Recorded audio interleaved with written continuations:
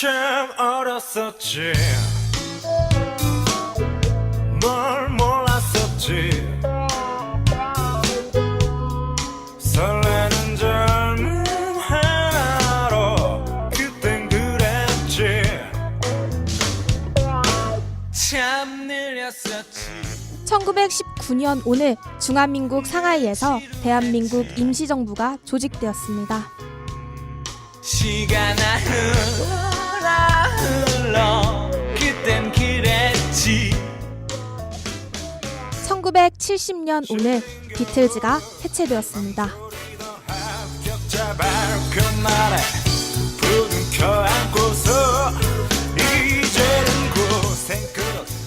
2015년 오늘 장지영의 그땐 그랬지 중간고사 전 마지막 방송을 시작합니다.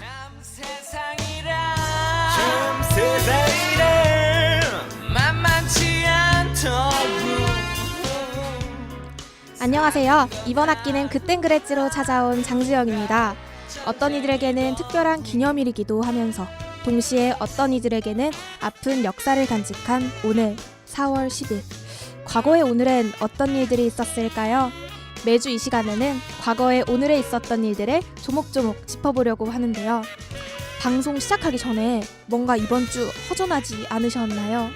캠퍼스에서 라디오가 안 나와서 오디오 송출기기의 문제로 방송이 잠깐 중단됐었어요. 그래도 전 꿋꿋하게 돌아왔습니다. 중간고사 전 마지막 방송 1부에서는 과거의 우리 대학의 중간고사 모습을 2부에서는 학교의 과거로 떠나보려고 하는데요.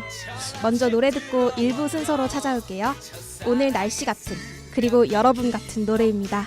브리즈의 너무나 눈부신 세상이 무너진다 모두 끝난 거다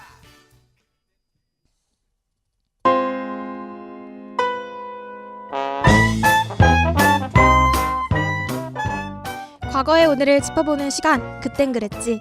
오늘은 중간고사 전 특집 방송으로 진행하려고 해요. 우리 학교의 과거 중간고사 풍경 궁금하지 않으신가요? 2002년 5월 6일 지금으로부터 13년 전이죠.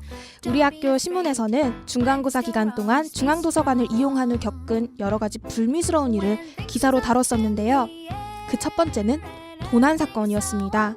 당시 3층 열람실을 들어가기 전 위치한 게시판에는 도난 신고를 알리는 종이들이 붙어있어 게시판에 빈 곳을 찾아보기가 어려울 정도였다고 합니다. 요즘도 그런 일이 있을까요? 이렇게 게시판에 빈자리가 없을 정도로 많을 것 같진 않은데요. 중앙도서관처럼 사람들이 많이 이용하는 곳일수록 물품 관리에 주의 기울이셔야 할 것 같습니다. 2002년 중간고사 기간 두 번째 문제는 도서관의 자리 문제였다고 합니다. 당시 도서관은 자리에 비해 많은 수의 학생이 이용하게 되다 보니 좌석이 부족했다고 하는데요. 그런데 더더욱 문제였던 건 자리에 분명 책이나 가방이 놓여져 있는데 주인은 오랫동안 나타나지 않는 경우도 있었다는 거.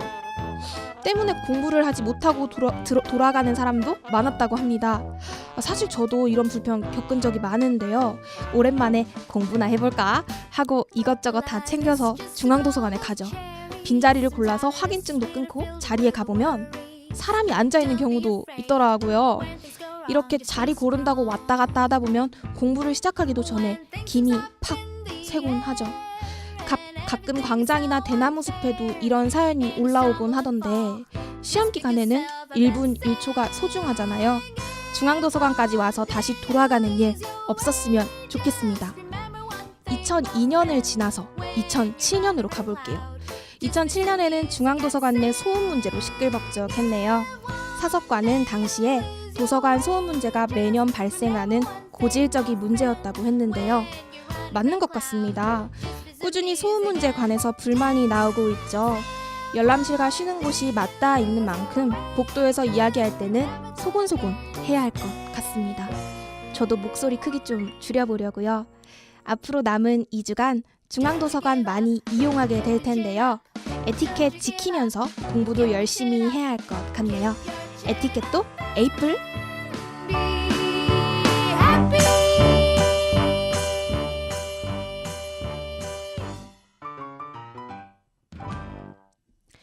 이렇게 중간고사 기간 내 중앙도서관을 살펴봤다면 이번엔 2005년으로 가볼까요? 조금 씁쓸한 제목의 기사네요. 시험 부정행위 적발자 징계 결정. 중간고사 기간에 대리시험을 치다 적발된 학생 2명에게 징계가 내려졌다고 합니다. 당시 두 학생에게는 교내봉사 30시간이 주어졌다고 하는데 요즘도 이런 분 계실까요? 하시겠지만 2012년 불과 3년 전에는 이러한 부정행위에 대해 신문에서 기획기사로 다룬 적도 있었는데요.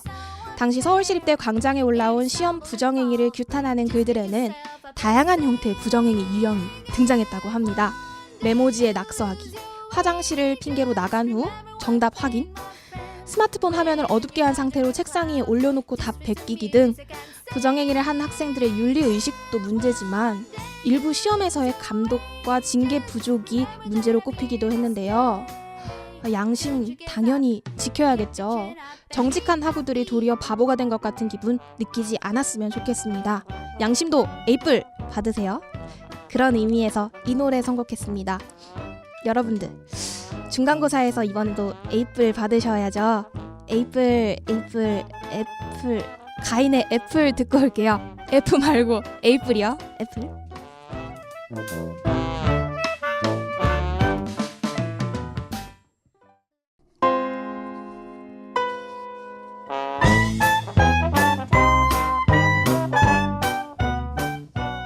안녕하세요. 여러분은 지금 과거를 짚어보는 시간 장지영의 그땐 그랬지 듣고 계십니다. 두 번째 코너죠. 우리 학교의 과거의 오늘은 어땠을까요? 그럼 저랑 같이 과거 4월 이맘때로 같이 가볼까요?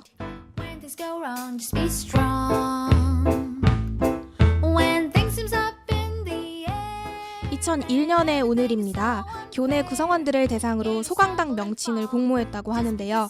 바로 지금의 자작마루라는 이름이 이때 탄생했네요. 자작마루의 마루는 지형이 다른 곳에 비해 높은 곳을 뜻하는데요. 그래서 자작마루는 자작나무가 있는 지형이 다른 곳에 비해 높은 곳이라는 뜻이죠. 권오만 국어국문학과 교수님의 응모작이었다고 합니다. 자작마루에도 벚꽃이랑 개나리가 예쁘게 폈던데 벤치도 있으니까 오늘은 자작마루 가서 봄을 물씬 느껴보는 것도 좋을 것 같네요.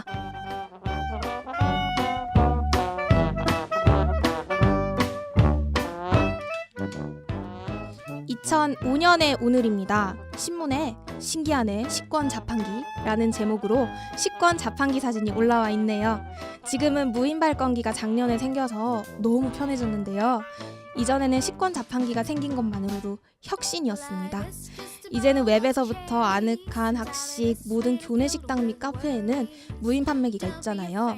2005년에 학교 다니던 선배님들이 지금 오시면 깜짝 놀라실 것 같네요.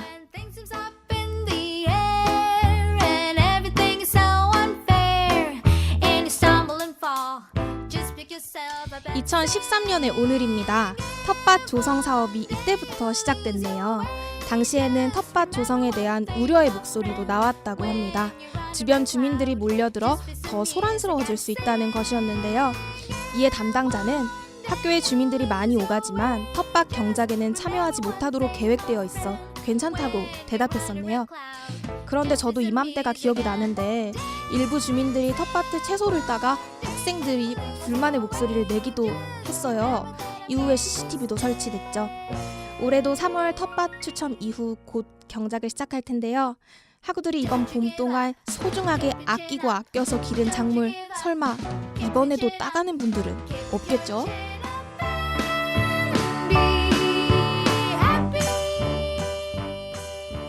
이렇게 과거의 오늘로 다녀왔고요. 저는 노래 듣고 마지막 순서로 찾아올게요. 이문세의 봄바람.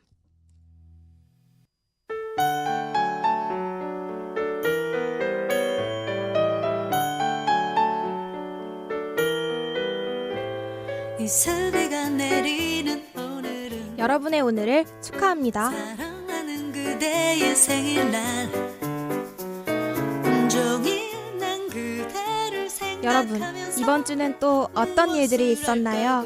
정말 봄이 왔구나 라면서 봄을 느끼기도, 과제 때문에 밤을 지새운 분들도 있을 것 같은데요. 시험 전 마지막 방송입니다.